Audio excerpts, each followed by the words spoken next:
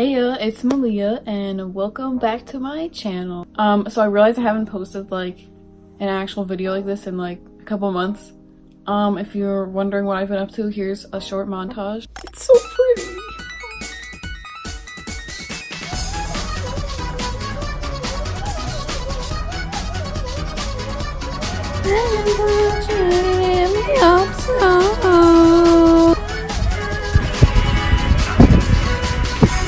Your chickens, like, you don't even understand.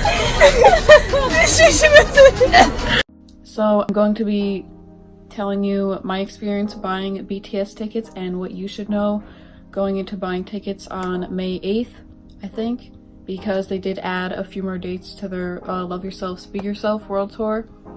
And I'm telling you, you need to be prepared to buy tickets because it's like entering a war zone. It's not just like, oh, I'm gonna go on and just get some tickets, you know. No, like, you gotta be ready, okay? So I'm gonna start out by explaining like just like the general process, and then I'll give you like actual tips on like how to buy them, what you should do to prepare and stuff. So for the tickets on March 1st, this past Friday, they went on sale at 10 a.m. which meant that either I had to buy them during school or skip school. So I skipped school, but I woke up at 6:30 and I went on 4 devices, which you don't need to do, but I do recommend that you have at least 2 devices because, I mean, I'll explain it later, but you should have more than 1 device because otherwise it's and I went on Ticketmaster and I just like was watching the countdown, you know, that so stressful countdown that they have. At about 9:30, which was half an hour before the tickets were about to go on sale, I refreshed the page because on their website it said that about half an hour before you should be able to like join the queue for like waiting in line to get tickets, but it didn't come up, so I just waited a little longer, and then at about 9:45 I refreshed it again and the queue popped up, so I joined it, but on this computer and on my Chromebook, because I was using my Mac, Chromebook, phone, and my HP desktop, but the Mac and my Chromebook crashed, so that's why I'm saying you need to have at least like 2 devices in case one doesn't go through. So I joined the queue on the HP desktop and my phone, and basically how it works is that it'll tell you like, oh, like 2,000 plus people are ahead of you, which honestly that probably means like 50,000 people are ahead of you, but don't get freaked out by that because especially with the venues that they have this time, there's like a lot of tickets available, like 50,000 plus to like 80,000, you know, so don't get freaked out by that. But once you're in the queue, do not refresh because otherwise you'll lose your spot and have to rejoin it, which won't work anyways because I tried to do that on the 2 devices that crashed for me and it would not let me join. So yeah, once you're in, just wait until the timer ends and it says like, all right, time to buy tickets, which is like honestly the most exciting and stressful part of it all, is that eventually it'll change from like 2,000 plus to like 1,800, and then it'll be like 300, and then it will be like 5, and you're like, oh my god. I feel like I'm like not explaining this well just because I'm like freaking out a little bit, even though I don't have to buy tickets again. It was just so stressful. Once you're able to actually like buy the tickets, at least in my experience, there was still like a good amount left because I joined the queue pretty early on, but the tickets went on sale at 10 and I wasn't able to like actually buy them until like 11 because I was waiting for that long, even though I joined the queue early. So I mean, they said they place you randomly, so maybe that's why. Anyways, so once you're able to actually get the tickets, I don't know about the other venues, but for the MetLife one, it's not like where you can be like, okay, I want 3 tickets, and then it'll show you like everything that's available that has 3 seats. You have to like zoom in and actually pick the individual seats that you want.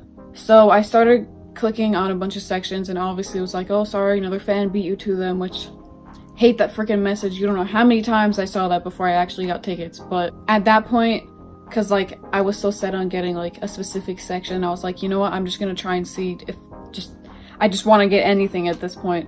So obviously I ended up getting tickets and I did get a good section. Like it's not a bad section at all. Obviously, it's not the one that I wanted, but I'm not gonna complain because I'm just happy that I got tickets in general, because I checked back like half an hour to an hour like later after I actually got the tickets and they were all gone. So I was like, whew, good thing I took those.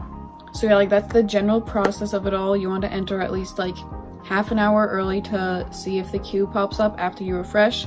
If it doesn't pop up, don't freak out, just like refresh at least like 15 minutes before, because then it definitely will. And then join the queue. Don't refresh once you join the queue. And like honestly, when you buy the tickets, it shouldn't be as stressful, because since they do have the waiting line, it's not like everyone who's going to buy tickets is going to be buying them at that second, because some of them are still waiting and some of them already bought tickets. But like, don't take too much time like thinking like, oh, maybe I want those, maybe I'll get those, you know, just like if you see some tickets, get them. Okay, so now I'm going to give you some general tips on how to like follow that process that I just said, and how to like, you know, just get tickets, I guess. So first of all, make sure that you have all your like credit card information in beforehand, because otherwise you're gonna have to enter it in, and they only give you 10 minutes to like put all that in. So if you have it in beforehand, the only thing that they'll ask you for is the security code on your card. Second of all, like say you go in and you're like, okay, I want to get GA, like I wouldn't depend a lot on that, because I did that the last time I tried to get tickets for their concert. And like, so anytime like another section would come up like, oh, like section 121, I'd be like, nah, I don't want that, I don't want that, I only want GA. So because I only depended on that, I like ended up not getting tickets, because I didn't want to get something worse than GA, which was a really stupid decision on my part, because I should have known from trying to buy tickets even before that, you know, you just gotta get what you get, you know. Also, if you have like a set like budget that you want to follow, you should like overestimate it a little bit. So if you want to spend like only 150, I would look towards spending like 200-ish, because of like the fees and tax, and like just don't like put too much faith into like an exact price that you want to spend and an exact section that you want, because like I said, it's just like, it's like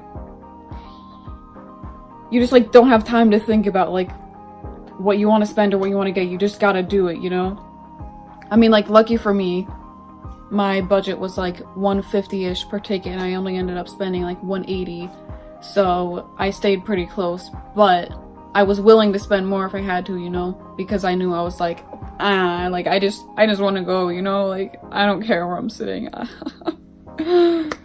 How I prepared, because I mean, I'm a little bit like crazy, so like I had a whole like chart thing, and then I highlighted the sections that I might want to get, and like I had all the steps that I had to follow, and I also like practiced buying tickets beforehand. Yeah, if you have any more questions or concerns, or if you're just like wondering about something, please ask me, because I will help you, because I have tried to get tickets for BTS like for like 3 or 4-ish years by now, so I think I'll be able to help you out, okay?